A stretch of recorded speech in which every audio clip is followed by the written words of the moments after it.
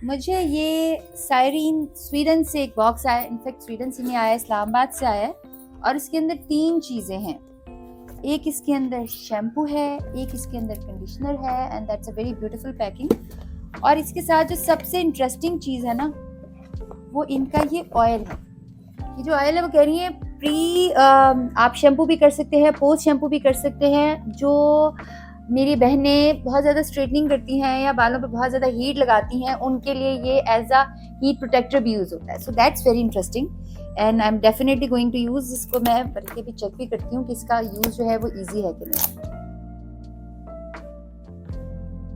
इसको मैंने देखा है, this is really very nice. इसकी पैकिंग भी बड़ी अच्छी है।